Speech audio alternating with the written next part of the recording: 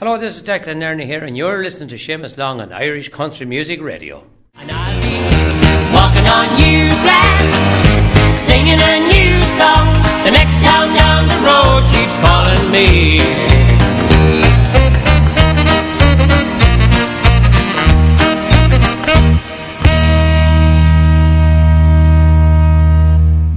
There you have it, folks. That is, of course, Mr. Declan Nerney and Walking on New Grass. And would you believe it? Declan Nerney, he's on the phone to have a chat with me here as we speak. How are you going on, Declan? Are you well? I'm going on the very finest now, James. There's no doubt about it. And hello to all your listeners, as to say, worldwide. And it's great to speak to you all this evening. Oh, well, it's great to have you on board as well. Well, actually, you were just saying there just before we came on, 30 years ago that song was actually released, Walking on New Grass. And yeah, it's hard to believe it, isn't it? It's hard to believe that the tape has passed on. And funny enough, on them songs and those original tunes that we recorded back then, James, they're as popular today as they were then, you know, so they stuck the pace of time. Yeah, they did. And would that have been your first, that wasn't your first single, I think, was it? Or on your own? No, it would have been the third album, actually, because the first song was The Picture of My World, and that was in 1988. We recorded it, and then that album, and then the next album after that was called Going Places, and there was a couple of popular songs upon that at the time, If the World Turned into Ashes, and a few songs in that vein as well. And then Walking on New Grass came in 1990. And of course, like, that wasn't your first touch of the music scene anyway. You had been on the scene for a little bit before that. Yeah.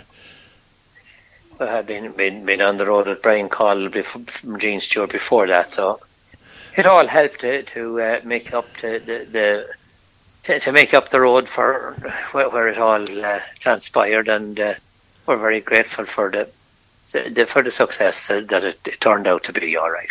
And what got you in on the music yourself? Like, what was it like? Was there any artists that you had seen in particular, or was there anything that got you that, you know, you just wanted to hit the stage in front of the crowd under the lights and with a microphone in your hand and get going? Like, well, was there anything that any artist in particular, or was there a number of them? There wasn't, because you see, there was an explosion of rock, pop, and traditional music and everything in the 60s. Like that was a big boom of it spread out like a lightning flash of lightning. That time it went in all directions, and all systems were going. Like, the 60s was a huge revolution in the world, you know, and particularly in Ireland.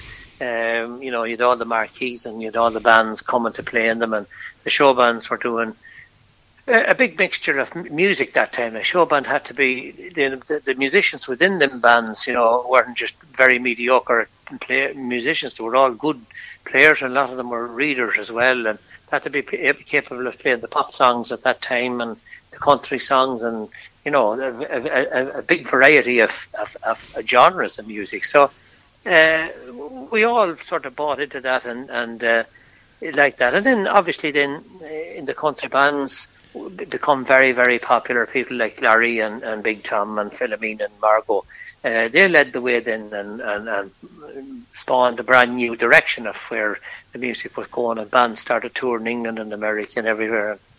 You know, they were being played on the radio at regular interviews at RT at the time, and so I suppose, like everybody else, you fell in love with the songs and the thing, and music takes a grip upon you, and you don't follow it. You just follow it because you love it, and that's exactly it. It's like a fisherman, you know. A fisherman can stand at the bank of a river and catch nothing all day, but he still had a great day's fishing. Explain that, you know. Yeah, it's a fact truth, all right, yeah. Yeah, you don't have to catch to be a success on that end of it, like, you know, unless it's competition. But the High Lows, was that your first band then, I think, wasn't it? Or did you have a band called the High Lows, was it? Or no, I did not. No, there was a band called, they were from a local band round here called Jerry, you know, they were based in Ruski and Leitrim and Longford and that area of the country. So they were quite popular band. You see, those bands at that time, you had 3 layers of bands. You had first division bands and second division bands and third division bands. So like a lot of those bands, there was ICA dances and there was GA dinner dances. Every club in Ireland had a GA dinner dance. So all the hotels, local hotels and all, every Friday night and Sunday night and maybe during the week would have a supper dance going on or a dinner dance, and bands were needing to play at those. Whereas the Big Toms and Joe Dolans and all would be playing the big ballrooms. There was a lesser band needing then for that layer of stuff. And of course all the different halls round about, mocking a firma dances and all. So there was a great market for live music and musicians. And how was it then that you got into your first band then? Was that with Gene, was it, or Brian, was it? I think it was Gene, was it? No, well, yeah, it was. They were starting, Gene Stewart was playing with the Mighty Evans. He was the man fronting the Mighty Evans, and he decided he was going out on his own to start his own band in 1974, I think it was. And he was auditioning for people to join his band. So a gentleman from Cavan seen me performing as a support act up in Longford one night, and he asked me would I come down and do the audition. So I was still at school at the time, so I decided, right, sure, look, I have nothing to lose. It was only just having the crack to see exactly what went on. It was an experience, but lo and behold, I went down and got the job, and that was the end of all of that. So we went down the road and out and away we went. Yeah, and she spent a few years at that then, of course, and got in on the whole scene, as the fellow says. And you moved to Brian Call then, was it after that? Or Brian Call after that, then we played with him for maybe 7-8 years after him. Yeah, that's right, up until 1988. That's exactly right. And then you went out on your own then, with your own band behind you. And actually, I know we've discussed it over the years before, but there was a gentleman called Eddie Cody, of course, in the Silent Mics, and he looked very, very similar to yourself. And I remember... That's right. Yeah, I remember that. I remember actually hearing an interview that you did on the radio one night. The Silent Mics actually performed at the, I think it was the Entertainers Ball in Edgeworthstown, I think. And, yeah, that's right. Yeah. And you saw Eddie come out more or less looking very similar to yourself and doing walking on new grass. And I remember you saying that you knew you had a kind of made it when you were being taken off, shall we say, when there was an impersonation being done of you. Oh, it's the best form of it is emulation of that sort of stuff. It sure is. I remember him coming in with a fistful of grass in his hand, and his little jacket exactly the same one on the whole works that we had the sort of outfits we had at the time, the image and all of that there. So he had it off perfect. He had it off to a T. So and it worked, and he was very, very good, really good. Now I remember that night distinctly, and it was very entertaining, the Silent Mics. Yeah. So sure. So you've been on the scene then. What was it like on your own? As a fellow says, 32 years then, and just 32 years now coming up. That's exactly right, James. It's that long. It has been a great. Well, when I ever started performing first, I was never, bar to this COVID scenario there's now, I was never off a weekend in my life. I've never been off bar the holidays that the bands would get in the year, and that was the only time. So I've never experienced what it is like to have been out of the workforce for that long, or even any length of time whatsoever. And that's the way it is. Like that's how the ball was played. And a lot of lads, it's always been said about Declan Nerney, yourself, that a Declan Nerney song the minute it starts up. There's the little bit of brass. There's a feel to a Declan Nerney song. Is there? Do you actually go looking for a particular feel to a song, or is it just like it just happens, or how is it like that? You know straight away the minute that you got to get up in the morning, whatever. Any song. Yeah, well, we have I always decided that, and it goes back to way back, that no matter how good we'll say you can imitate, we'll say, Johnny Cash or his playing or his music or the Beatles or whatever it is, or Big Tom's back and whatever it is. That's Big Tom's back and that's Johnny Cash's back and or Elvis Presley. That's their thing. And even if you take one of their songs, there's no point in trying to imitate exactly what's happening on his song. You need to be able to come up with a formula of your own and a sound of your own, and make the tune fit your plan. Now, not every song is going to do that, but you have to. I wouldn't record a song unless there was a nice, good story in it and something pleasant about it, or people I think they accept or expect something in a cheerful mood from me rather than or something sad. Even if I recorded ballads or anything in that nature, people don't. They don't accept them as quick as when they want something lively and a little bit of rebellion going on within the song or something in that nature there that is, it's going to put them in some sort of a cheery mood. That's basically what happened off our table. So that's what I have to, what people expect of you, you have to give. Yeah, there's always a sort of a feel of your feet start to tap when a Nerney song starts, like so. It's just it starts up and straight away the feet start tapping, and so that's when you're looking for songs. Like I know you've written a few yourself, but if you were looking for songs by other songwriters, like that's what you're looking for, is something with a bit of that you're able to make into a yeah. That's it. Yeah, you have to make it to fit your own thing. Then the sounds of the guitar and the brass and whatever else goes along with it. You have to keep the arrangement of the song is very important. The arrangement that you come out with. So I was able to do my own arrangement. That was probably a big winning factor in it all. I was able to do my own production and arrangement of it. So that's what led to the success of the records.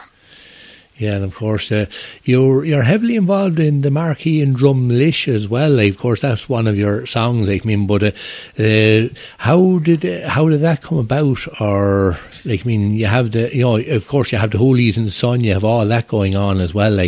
But the marquee, was that a big feature when you were growing up, or? It was. It's back to what we talked about originally. The show bands were coming to play in the smaller towns like Drumlish and all of the villages and stuff round about, and you heard them on the radio, and to see a band and that stuff there, you see, Ireland was coming from a very primitive scenario out of the doldrums of the 30s and 40s and stuff, and our parents had a very, very hard, tough time in their lives to get the thing this far. I know it can be tough now, but those people, they never got any big medal and bar a miraculous medal that they got at Knock for the credits that they deserve for getting the whole show this far. Those people did put up with a lot in their time, and they got us here, and then they got this scenario where we had these bands coming and playing in marquees and dances, and they called them carnivals at the time. And that's where we'd have seen the Larrys and Big Tom and all of that. So it went on then for a few years, and then it sort of, that whole fad of that died out then maybe in the late 70s and 80s, and there was a little bit of a void in that sort of entertainment then for a long time. So we restored it back to about over 10 years ago. We brought it back to Drumlish. Now it's a big marquee. It's actually called a Red Barn. It's the structure that's put up, erected for the functions, and it's people come there, young and old, and they have a great old time there for one weekend and in the year. It's always in August, but I doubt if it's going to happen this year. So no, and a lot of changes this year, unfortunately. But as Johnny Logan says in his song, sure, what's another year in the end of the day, so if we can get that far, Yeah, rather survive it at all. And of course, the Holies in the Sun are another big feature of your own. You have the... they are, yeah. The Holies, it's a great thing. It's a thing we set up, and we bring people out to the sunny Spain and every year, and It's actually in the balance at the minute as well as will it go ahead or what will be the clearance in September come.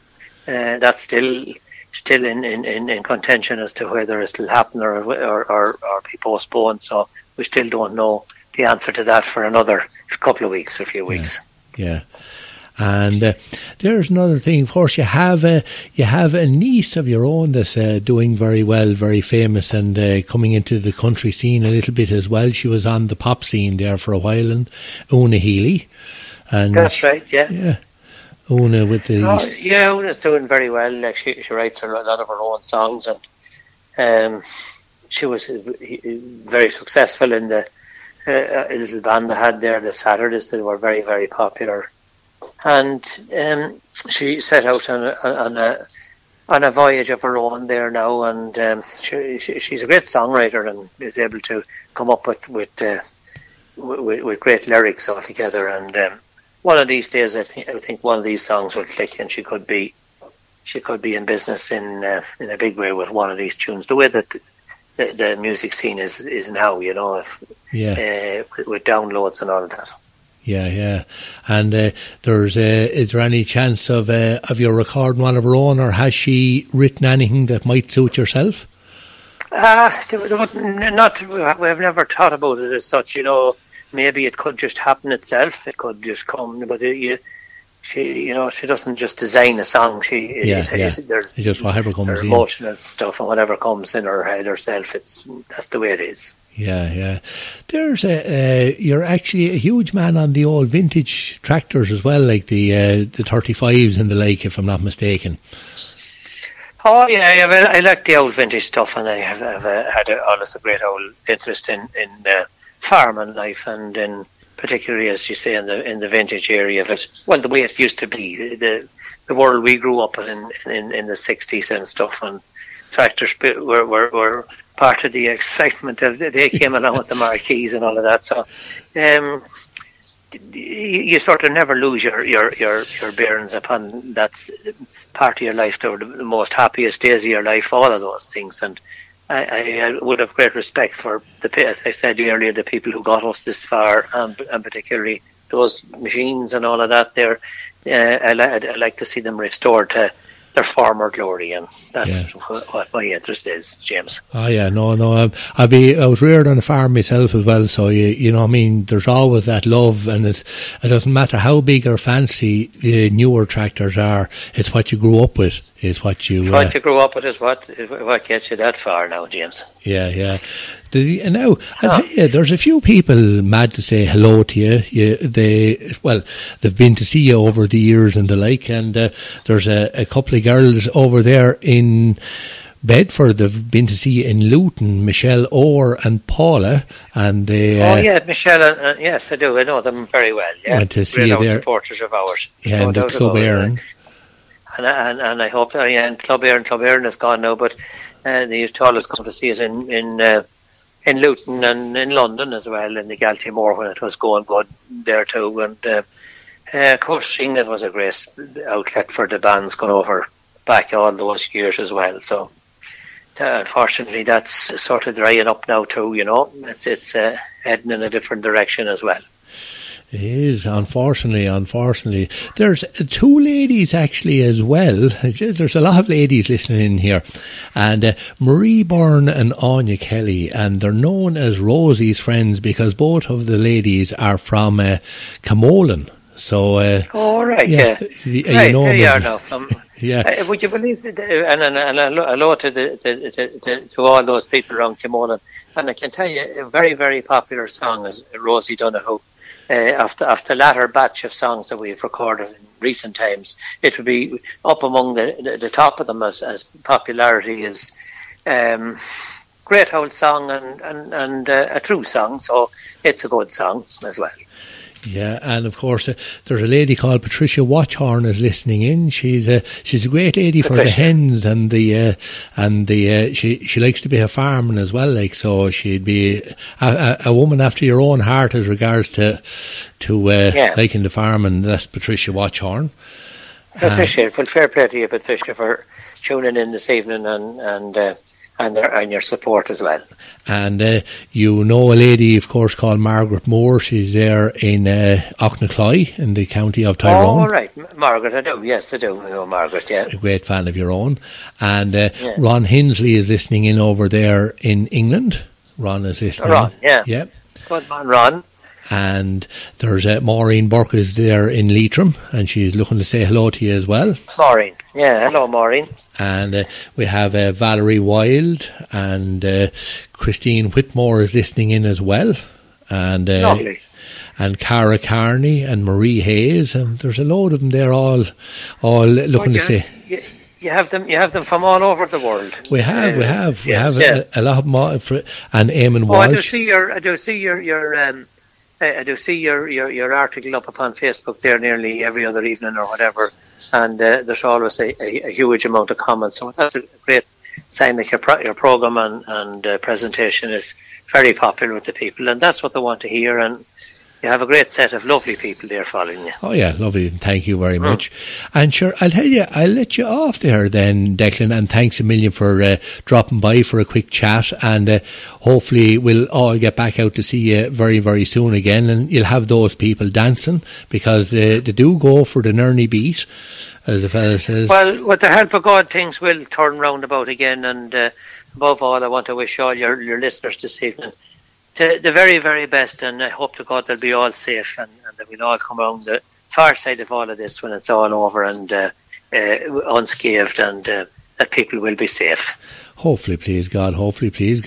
And sure, here's to another 32 years. Yeah, we're looking forward to you, James, and congratulations and thanks, and fair play to you for the work you put into your side of it there, playing our songs and records, and we're indebted to you, and thank you very, very much, and continuing success, and keep the good work up. Thanks very much, Declan. Thank you very much. And that's Declan Nerney there, and here is Declan and the Marquee in Drumlish. And thanks a million, Declan. No bother, and thank yourself, James. When I was just a little boy, my one and only wish was to get to see the show bands play the Marquee in Drumlish. I'd watch them all arrive in fine wagons. Bringing you the best in country and Irish music. This is your station, irishcountrymusicradio.com.